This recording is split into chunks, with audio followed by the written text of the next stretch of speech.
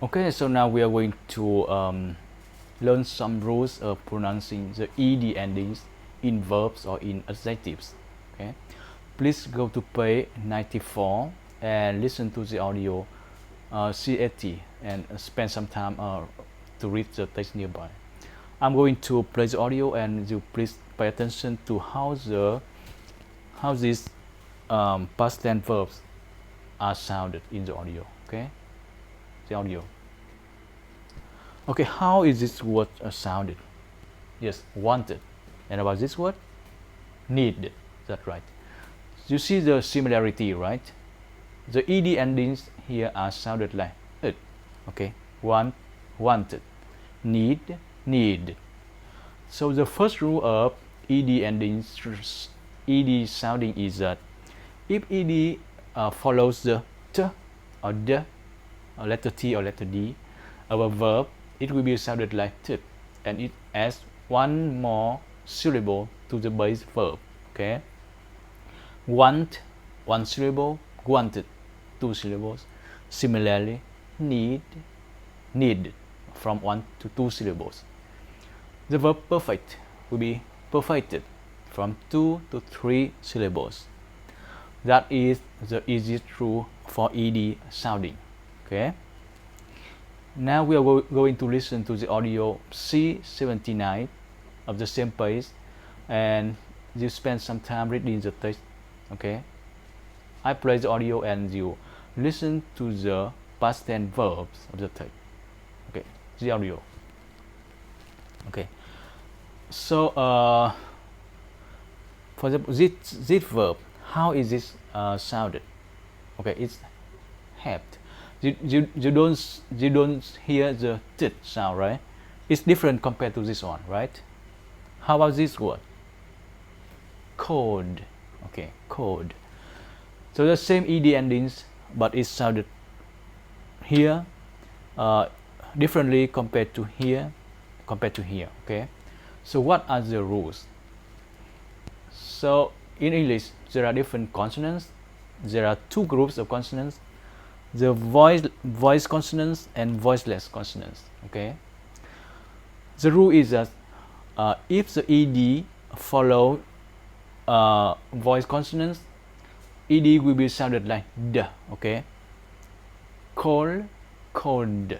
So the question here is, what are voice consonants? Here is a list of voice consonants, and when we sound the word, it will create vibration in the throat. Okay, we will feel the vibration in the throat. Let's take the word here, clean, for example, as an example. Clean, clean. You see that when we put our finger here, the end of the word clean will make some vibration. Okay. Similarly, the word use. You see that the end sound of the word use creates some vibration here. So these consonants are called voice consonants because of that reason, because vibration happens here. Okay. So the rule is that when the ed follows these consonants, they are sounded like d. Okay. Please repeat after me. We will go through the list together. Okay. Cold, cold. Clean, cleaned. Offer, offered. Damage, damaged. Love, loved. Use, used. Amaze, amazed. Rub, rubbed. Claim, claimed. Okay. So that is the second rule of sounding ed endings. The next rule concerns this group of verbs. They end with these consonants. They are voiceless consonants. Take p in the word help, for example. When we sound the word help, we don't sense the vibration of vocal cord at the end of the sound. For example, help, help. You see that p sound comes from the movement of our lip. Okay, our lips.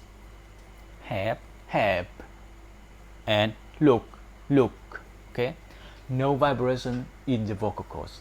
Okay, so these consonants are called voiceless consonants, and you have to practice a lot to distinguish, to remember voice and voiceless consonants. The rule is that for the verb ended with voiceless consonant, the ed endings will be sounded like t. Have, looked.